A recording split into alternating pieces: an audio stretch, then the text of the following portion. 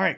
Bengals, Bills, 5.5 is the line in favor of Buffalo. The total 48.5. Not too high, I guess. Bengals dealing with 3 offensive linemen out, which is kind of keeping this total in check.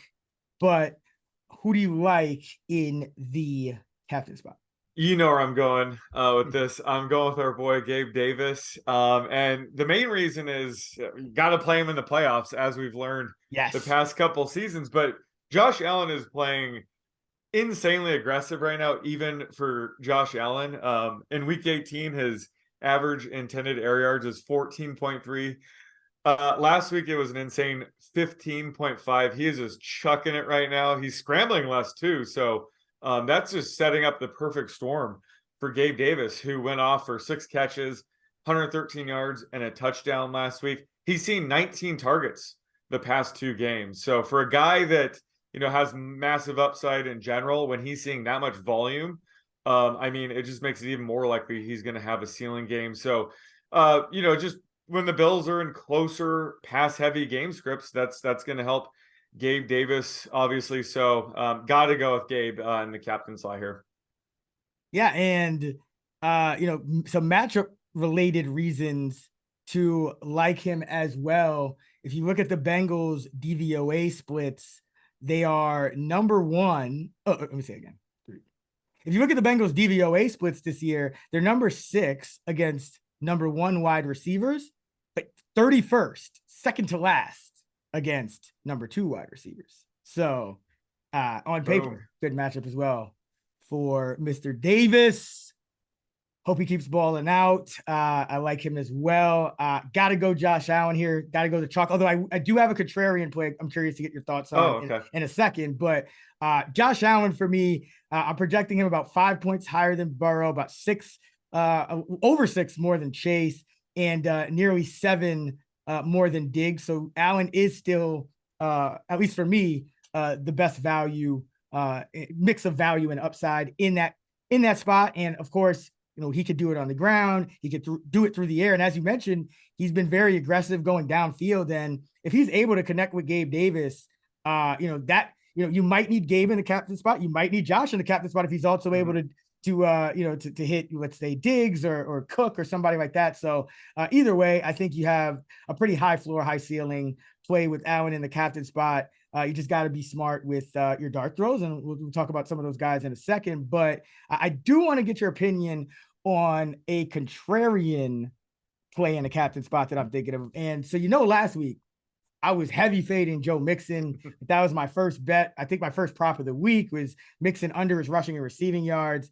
Didn't look so great in the first quarter, but pretty much never in doubt throughout the rest of the game. But I think this is an interesting buy low spot on Mixon as a contrarian game script captain here, because for one, Zach Taylor, when talking about their offensive line issues, said that they would rather get 5 guys in the pass route than use their guys to block. So that means, Hayden Hurst, and that means Mixon or Pirine at the running back position. So I don't think Mixon is actually going to be compromised in terms of his ability to be out in the route catching passes. He has a 30% target per route rate over his last 8 games. So that's actually that stabilizes after about a little over 100 routes for running backs. So that's something that we can kind of project with confidence that he's going to be targeted at a very high rate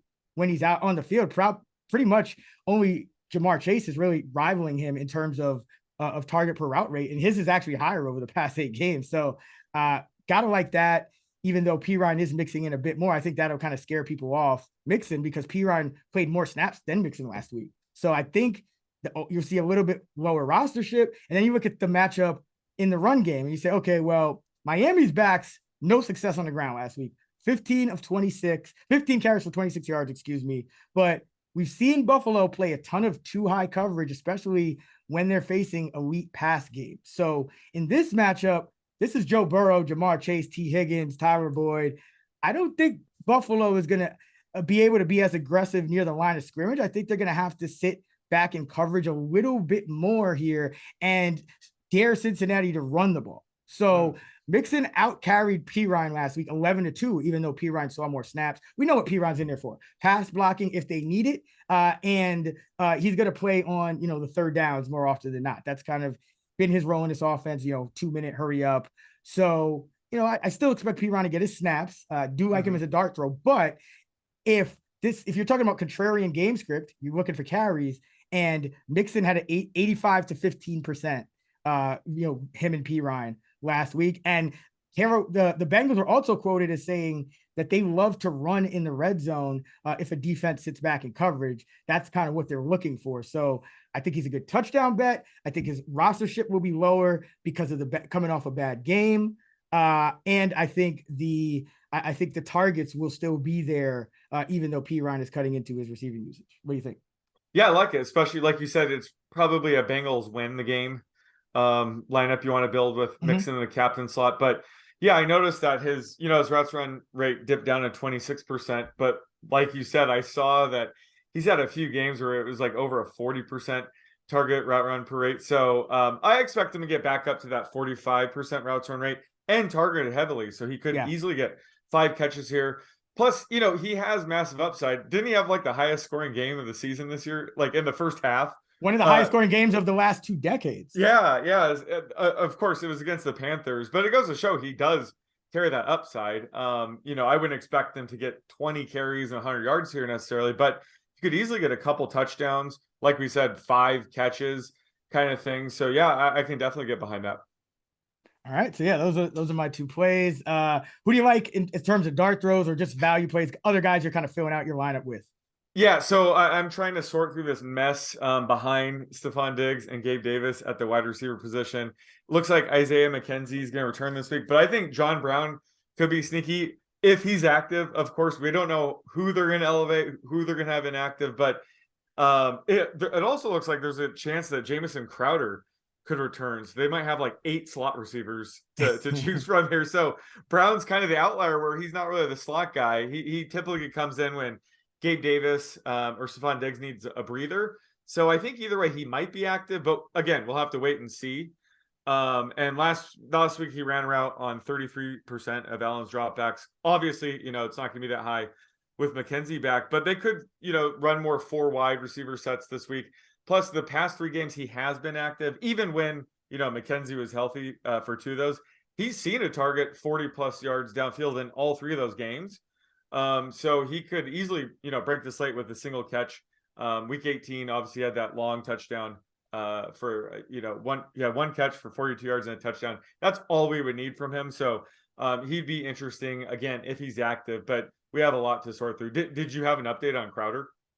Yeah, it looks like Crowder's trending toward not playing. So I think that Beasley is already signed to the active roster. So yeah. The real question is, if we get that news that Brown is elevated, that means more than likely he's going to be active because there would be no point in elevating. He doesn't play special teams. There would be no point in elevating him if they don't plan to make him active. So just looking out for that. By the time you guys hear this, we'll know. So if let's say Brown is not elevated, so you're going with McKenzie, Shakir, and Beasley.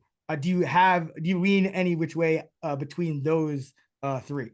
Probably McKenzie, but I think he'll be higher rostered. Obviously, everybody will know he'll probably be the starter, but maybe Beasley. Again, it depends. I think that I'll probably be waiting to see if Brown's active. If not, I'll probably avoid that situation entirely because I think all those guys kind of need 3 to 4 catches to hit value. And if they're all kind of like sharing playing time, it's going to be hard for them to get there. So I'm really just looking for a guy that can just get 1 catch and hit value. So that's why for me, it's probably Brown or bust. And it's kind of like he's replacing that Jake Kumerow role. Again, where he's kind of just replacing Davis or Diggs. And there's some times where he's out there when like a 1 wide receiver set and they happen to throw the ball. That's actually the target he got last week was just a 1 wide receiver set. I think just showing like it was going to be a run and then they threw it to Brown. So he's more of that Kumerow role. So that's why I prefer him. But if he's inactive, I'll probably avoid that whole situation entirely. Is there anybody out of that trio that you consider? I think I would lean. I like Khalil Shakir the most if Oh, Brown's really? inactive. The reason Yeah. being, if Brown's inactive, I think Shakir now takes that role because McKenzie's a slot receiver and Beasley's a slot receiver. So now the only other guy that you have that can really play outside is Shakir. And oh, by the way, look at his last two games. His average depth of target 2 weeks ago was 20. His average depth of target last week was 24 and a half. So he's getting targeted down the field recently, down in this stretch run. And he had one catch, 28 yards 2 weeks ago on 2 targets, only 9 routes. And then last week, 19 routes, 4 targets, 3 catches, 51 yards. And I believe he dropped another deep one. So it could have even been a much bigger day. So I do think if Brown is not elevated, that signals to me that Shakir will be that kind of shot play, give Davis Diggs a breather kind of thing. And we should point out that Diggs and Davis have been getting a lot more breathers, even in these must-win games. It's crazy, isn't it? It is. So Stephon Diggs, I know a lot of people don't look at these route rates, or they don't, because you have to kind of calculate them manually. I don't know if they're published anywhere, but 2 weeks ago, Stephon Diggs, a route on 89% of the dropbacks, which is kind of low for a number one receiver, usually expecting, mid 90s. And last week, in what turned out to be a 3-point game, he ran around on 85% of the dropbacks. Davis, 83% of the dropbacks 2 weeks ago, 81% last week. And they both had, big games last week. So it's like, sometimes you get a catch and you get hit and then you come out of the game, you miss the play. Yeah. So that's kind of what lowers that a little bit. But the point is, this offense is so explosive and Josh Allen's so good that if Shakir has to sub in for one of those guys and Brown is inactive, then yeah, I would expect another shot play or two down the field to Khalil Shakir. So yeah, that's who I would go with. I have a lot of respect for Hilton, the Bengals slot corner. I think he's pretty good. I know he'll blitz a lot. He's not purely a coverage guy, but more often than not, I think he kind of could do his job, in coverage as well. He's ranked 27th out of 123 qualified cornerbacks with a 73 PFF grade, just over 73. So he's been pretty good in coverage this year. I don't think this is the game where you want to kind of go all in on Beasley, McKenzie. Right. Yeah, it's funny. Some of these Diggs, there was a game where I was sweating a Diggs prop. And some of these 85% routes run games, it's like an equipment issue in game. Like there's sometimes he's not wearing his mouthpiece. He gets hit and it goes flying off. And he has to go on the sideline for like 2 plays and they throw both plays. And then it lowers his routes run rate. But honestly, he should be out there like 95% of the time. Always seems like there's some reason why he has to take a breather. But I like it. And again, it's just one of those things where we'll just have to wait and see once the inactive report comes up. Then we'll kind of have to scramble and, update our projections. But definitely a wide receiver group that you want to pay attention to, because like I said, I think they will run more 4 wide receiver sets. So I think all of these guys in some way will be involved here. Yeah, and it's we don't even need the inactives. We'll know, I think, by the end of what day is this? Oh yeah, if he's elevated, like Thursday. No, maybe it might be Friday or even early Saturday, like normal NFL Saturday. It would be Saturday, I think. But either way, we'll know. We should get some like a 24-hour buffer. Yeah. So that'll be good. Okay, who else do you like? So I hate going with this guy, but gotta go with Samaje Perine. Just because, Mixon dominated the rushing work last week, 61% versus 11% in the rushing share. But Perine did dominate the receiving work. He ran around 51% of Burrow's dropbacks compared to Mixon's 26. Like we said, it'll probably regress, probably more even this time. But, he didn't catch a pass with that kind of usage, so he could be overlooked despite running a 51% route rate. So that could be an advantage for Perine, what should be a trailing game script. So again, I always hate going with this guy, but I think Perine's the dart throw here on the Bengals side. Yeah, no, I mean, we joke on him, but I got to give him props. I think he looks a lot better this year. Sure. Like last year, it was like you saw him get in the game sometimes, and it was kind of a head scratcher. Although I think he had one big game in the playoffs. So, but like generally, it was kind of a head scratcher. This year, he looks pretty good. So they've stuck with him. And, he's kind of rewarding them. He's a very reliable guy for them. So I don't doubt that he will get playing time. That's the Bengals dart throw I had written down too, because, I don't think you go with Mitchell Wilcox against a team that's number 1 against the tight end. in DVOA. I don't think, I think Hurst is going to play a ton. I think there's not really a lot of true dart throws outside of, Pirine checking in for Mixon, unless we see, Higgins or, Boyd get banged up again. I know Higgins has an ankle issue. Yep. So maybe Trenton Irwin gets a few more snaps, or maybe there's an in-game injury risk. So that's the only other guy I could say, okay, maybe you give this a shot. But if Higgins or Boyd or Chase doesn't go down, it looks like Irwin's returned to his, 10 to 15% snap rate, in the playoffs. So it's not really a high upside play unless you're kind of banking on an injury, whereas Pirine could very well lead the backfield in snaps for the second week in a row. Yeah, and I remember seeing people on Twitter wonder if he's their best running back. There was that 2-3 game stretch where Mixon was out. Pirine looked great. And I always like to remind people at Oklahoma, Mixon was Pirine's backup. So the script is flipped in the NFL, but at one point in time, Pirine was the starter and Mixon was the backup in college. But yeah, Pirine has been playing a lot better this year, but still, I will never forgive him for ruining that T. Higgins MVP 50-1 bet that we both had last year.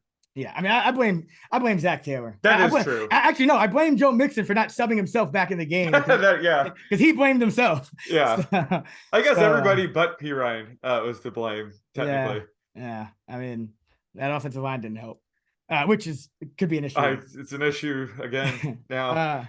But one other guy, again, not a true dart throw, but still pretty inexpensive, and that's James Cook. And I think he's a guy that you definitely want to roster here because he outcarried Singletary 9 to 7 2 weeks ago, 12 to 10 last week. And in that first Bengals matchup, he also got the first carry.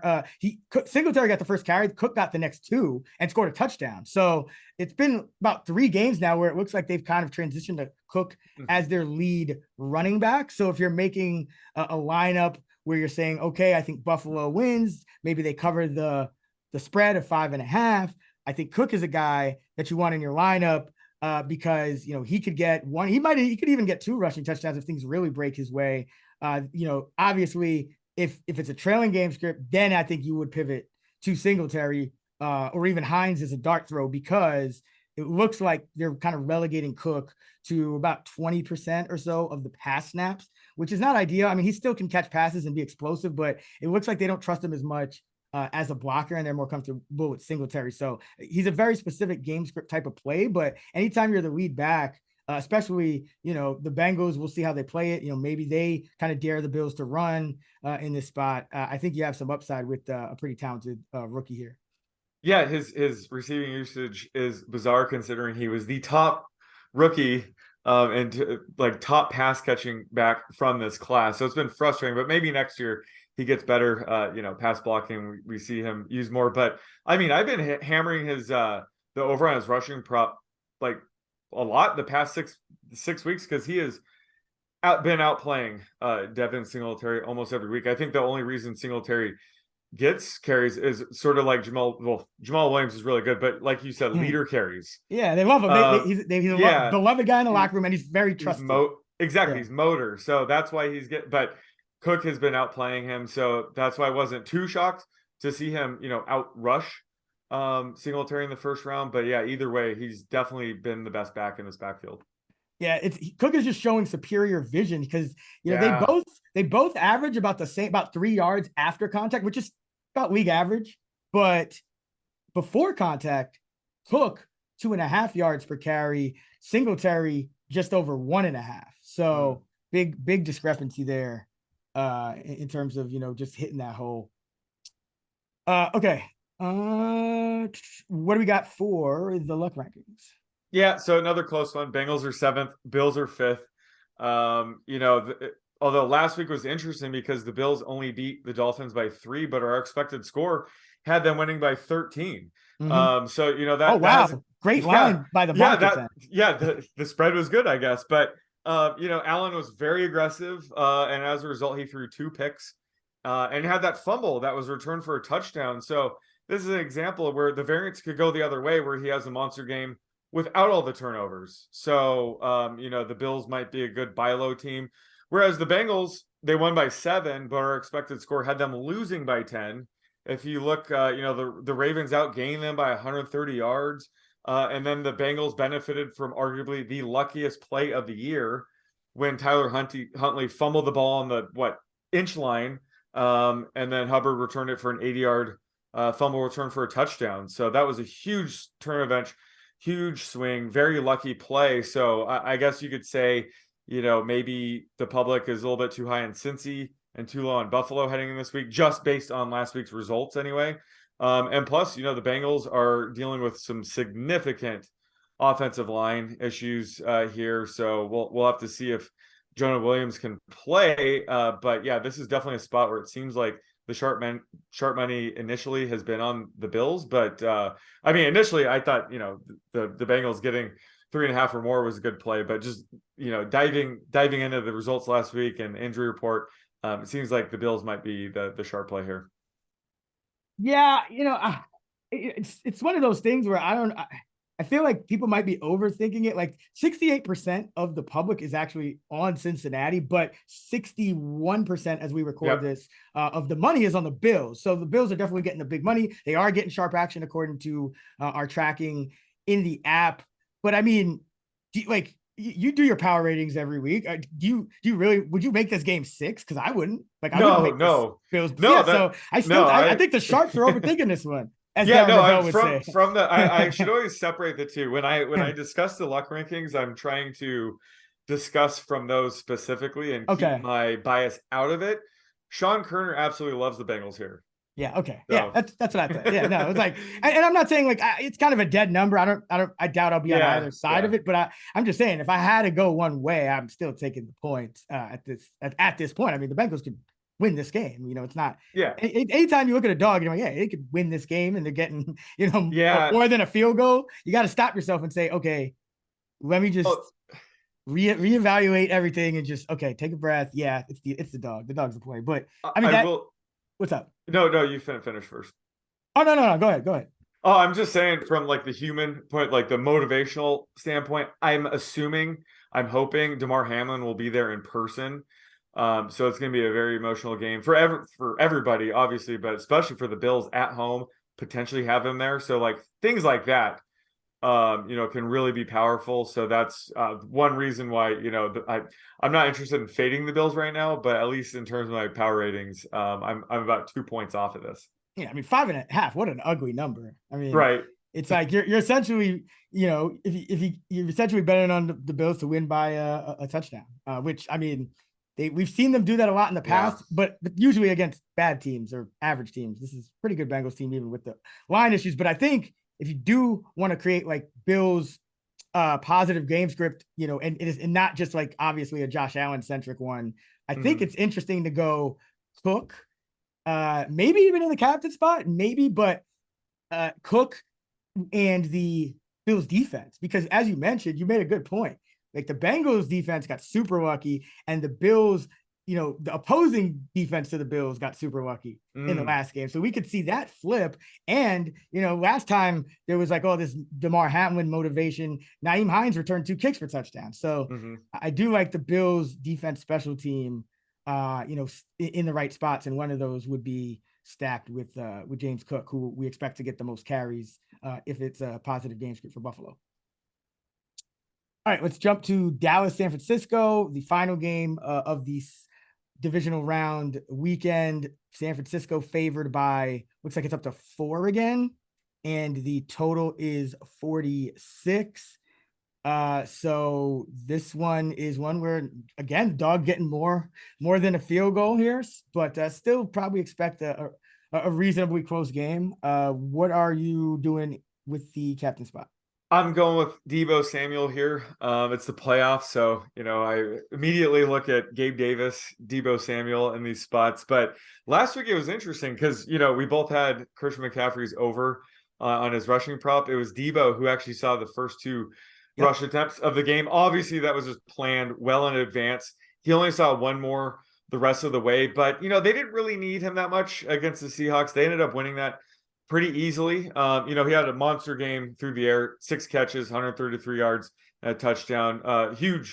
Large part due to his 74-yard catch and run. But this is a spot we could see max usage here in what should be a much closer game. So both games last year where he had 10 or more rush attempts were in the playoffs. I'm not saying he's going to top 10 rush attempts here. They have Christian McCaffrey now, so they don't need him that much, but I would not be shocked if he gets 4 to 6 direct handoffs here. I could just see them using him very heavily here. So this is a spot where I want to load up on Debo in the captain slot because I think he has the clearest path to a ceiling game. Yeah, and Debo always been very good against zone coverage. Both of these teams near the top of the league in zone. So like Debo a lot here. They're always going to find ways to get him the ball, and he's always a threat to turn a short pass into a long game or a run into a long game. I'm going with CeeDee Lamb here, kind of playing up that the Cowboys are the dog in this spot. And, Lamb is 10th among 93 qualified wide receivers in yards per route run versus zone coverage, just under 2.3. He also is tied for first in the league. He's one of 3 players that has 5 touchdown receptions against zone coverage. So I think Lamb is a good bet to get in the end zone for Dallas. And if you look back over his last 7 games, he's had at least 16 DraftKings points in 6 of his last 7, and at least 13 FanDuel points in at least 6 in 6 of his last 7. Yeah, so CeeDee Lamb has been super consistent. If you look over his last 8 games, he's had at least 16 DraftKings points and at least 13 FanDuel points in 7 of his last 8 games. The only one he failed to produce in was against the Houston Texans, who actually were very good against wide receivers this year. They limited the production of wide receivers with that zone. Teams ended up throwing a tight end a lot more in the back. So not really knocking CD for that, but he's just been so consistent. And I think, with a potential negative game script here, unlike last week, I think you could really see him have to produce a high volume of catches. He had a 10 catch game in week 16. He had an 11 catch game in week 17. I think you could see him kind of get back to that level of volume in this one if San Francisco keeps doing what they do, which is put up points with Brock Purdy at the helm here. So love me some CeeDee Lamb in the captain spot. Yeah, I like him. The Niners secondary has been pretty beatable lately. Metcalf had his way with them. AJ Green had his way with them in week 18. Oh, yeah. Devontae Adams had a massive game. And then all 3 Commanders receivers all exceeded expectations that game as well. So while they're still a good defense, just the secondary specifically has been beatable, especially lately. Yeah, it's been kind of surprising because I see like their overall metrics, and I know they've been good. They don't allow many touchdowns, and they're doing what they're supposed to do. But just the raw pass defense metrics, not great in all aspects. Like they are giving up some yardage here to opposing pass games. Who do you like for dart throws, or just guys that you think represent good value for this Niners Cowboys game? Yeah, so on the Niners side, there aren't many dart throws. So I'm going with your guy, Ray McLeod, probably the greatest convince me bet of all time to kick off our studio, of course, with 0 catches last week. But, Juwan Jennings banged up this week. Even if he does play, I think McLeod could see an uptick in snaps. And he doesn't need that much playing time to make a huge play. He has a 71-yard run and a 42-yard catch in 2 of the last 4 games. So he could hit value with a single touch. So he's just sort of an injury upside play with Juwan Jennings banged up. Plus he's, their kick returner. So if you want to stack him with the Niners defense, that's an option as well on the showdown slate. So I think Ray McLeod could be sneaky, but the Niners offense is so top heavy. It's really hard to find value outside of the main players. So I think not last week, obviously, but this week, McLeod might actually get a catch.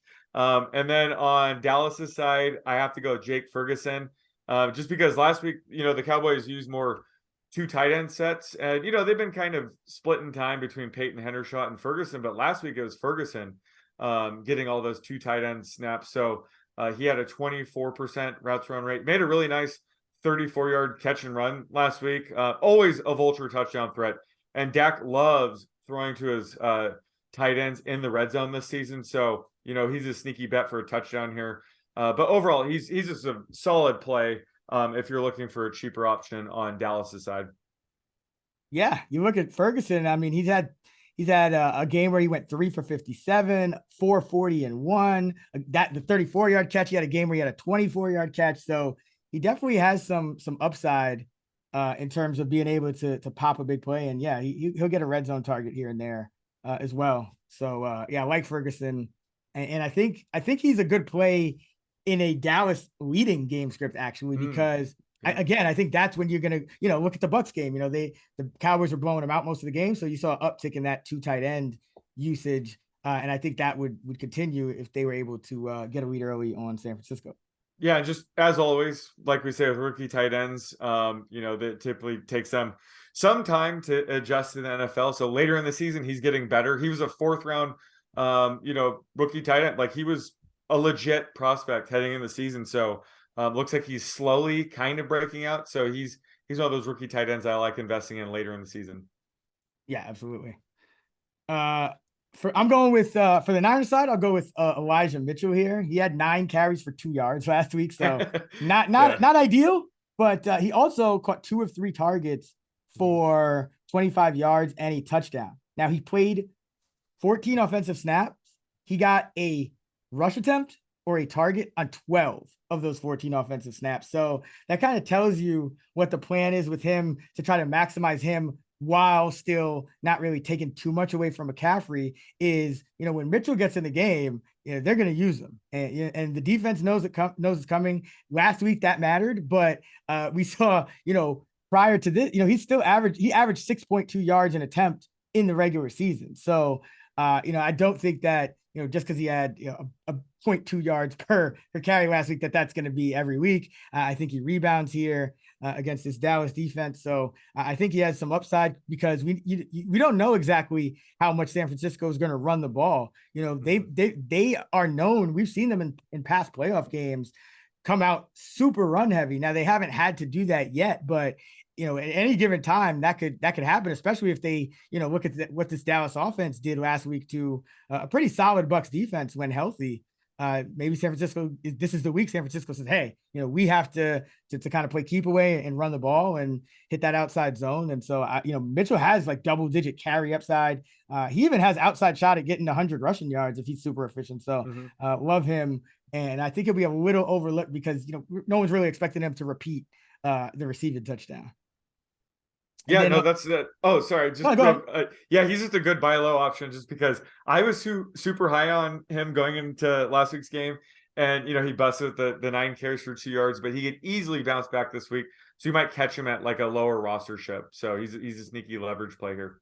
Yeah, and still pretty cheap. And yeah, if God forbid anything happens to McCaffrey, you're getting a big dose of Elijah Mitchell. I mean, 9 carries ain't bad. 11 touches ain't bad.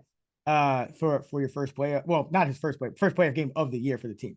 And then on the other side, got to go to T.Y. Hilton. Last week, said, hey, I'm going to go pivot to Noah Brown. It turned out like it didn't really matter. Both of them didn't really do much.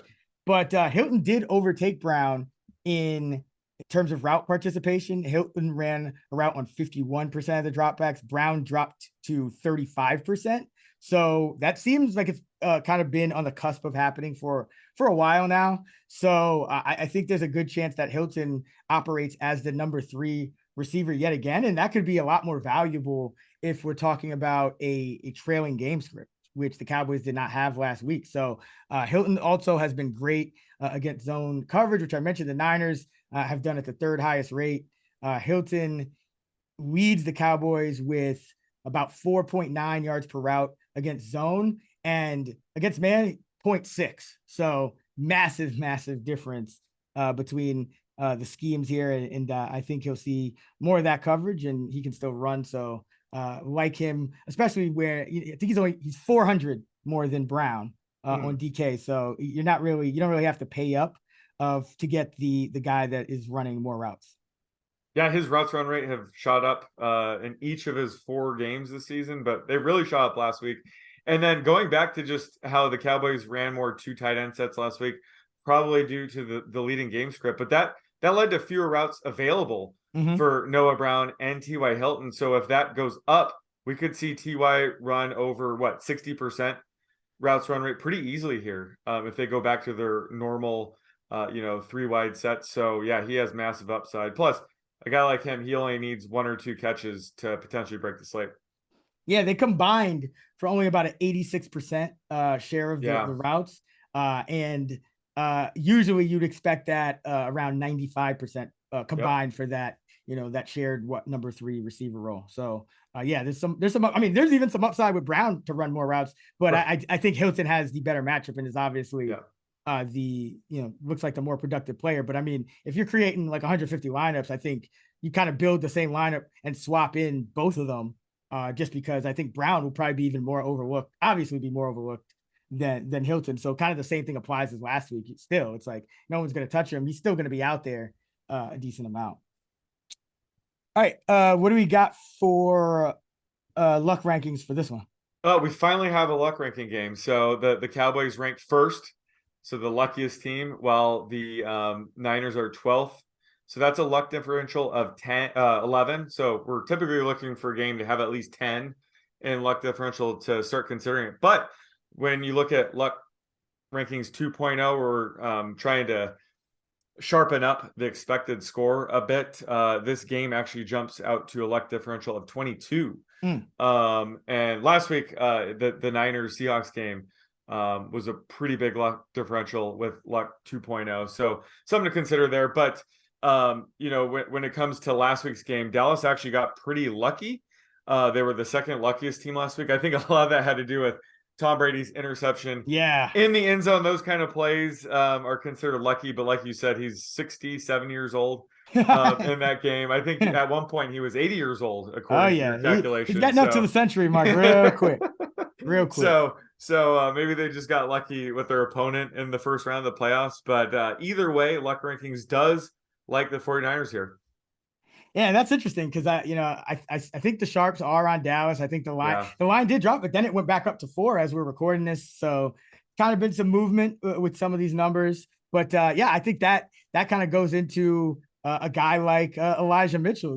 If you want to look at like a 49ers winning game script, obviously McCaffrey, but a guy like Elijah Mitchell, they could have 2 running backs that hit value if they're ahead in the game and they're trying to keep the Cowboys off the field and they're having some success on the ground. So, and then, as a dart throw, I mean, we saw last week, Jordan Mason got some carries at the end. So if the Niners do get up, maybe out to more than a 1-score lead, you might even see some Jordan Mason start to mix in at that number 3 back. So that's what you got to kind of consider here.